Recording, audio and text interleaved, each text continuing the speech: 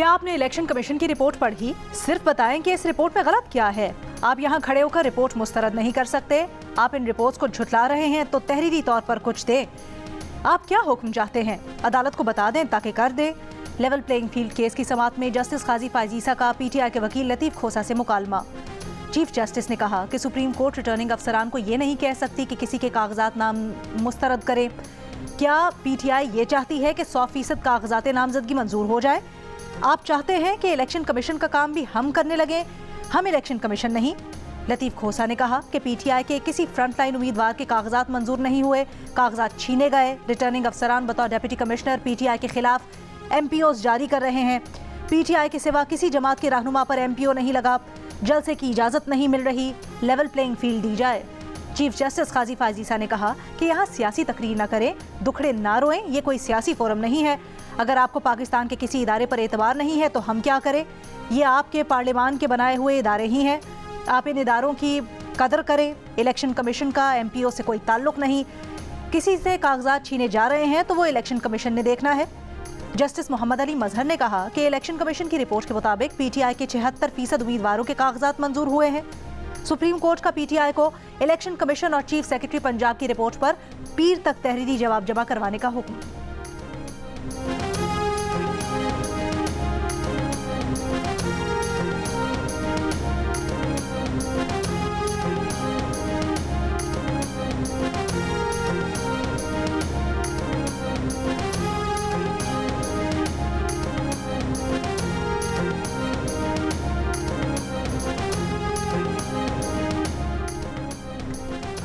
PTI को बल्ले का इंतखाबी निशान वापस मिलेगा या नहीं मिलेगा? सुप्रीम कोर्ट 10 जनवरी को तहरीके इंसाफ की अपील सुनेगी।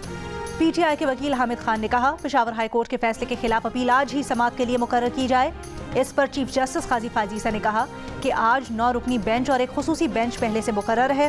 केस बुध 10 जनवरी को समाअत के लिए मुकर्रर कर रहे हैं।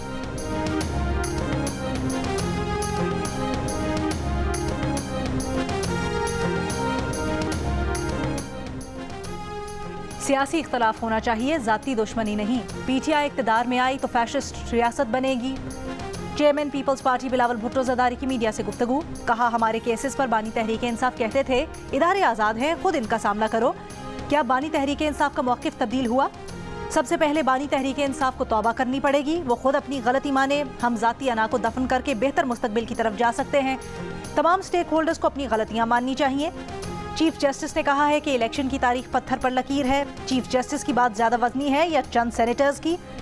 बोले अक़वाम मुत्तहिदा से भी करारदाद पर पास करवा लें, फिर भी इंतखाबात 8 फरवरी को ही होंगे। सब वोट डालने की तैयारी पकड़े।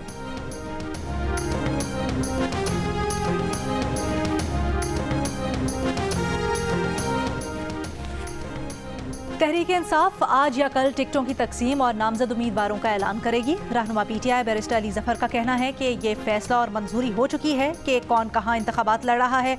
वकला की बड़ी तादाद को टिकटें दी जा रही हैं। महज 1 या 2% नशिस्तों पर कुछ मामला तय होना है। पेशावर हाई कोर्ट के फैसले और अदालती हुक्मनामे के साथ ही ऐलान हो जाएगा।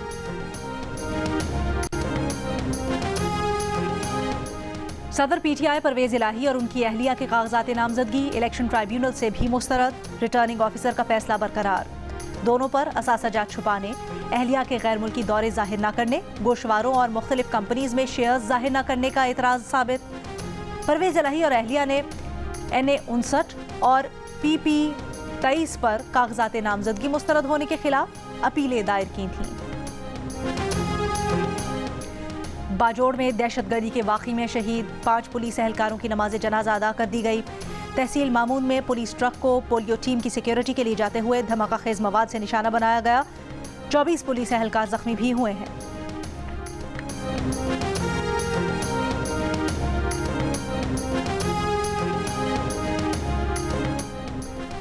निगरान वज़ीर आला पंजाब मोहसिन नकवी का कहना है कि खैबर पख्तूनख्वा में अमन व अमान का मसला है। आज सुबह भी 5 जवान शहीद हुए।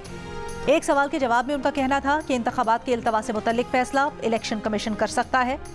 फीडबैक मांगा गया तो अपनी राय सामने रखेंगे।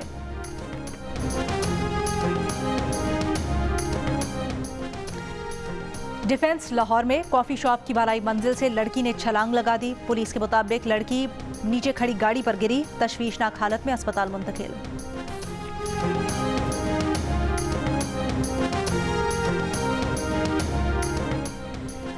लाहौर में रिश्ते से इनकार पर मुलजिम ने खातून स्कूल टीचर पर तेजाब फेंक दिया। खातून टीचर का चेहरा झुलस गया, अस्पताल मुंतकिल।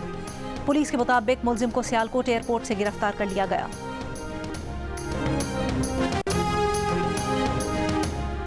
पेशावर के इलाके इकबाल प्लाजा में नामालूम मोटरसाइकिल सवारों की ख्वाजा सराओं पर फायरिंग, 4 ख्वाजा सरा जख्मी। पुलिस के मुताबिक जख्मियों को मकामी अस्पताल मुंतकिल कर दिया गया।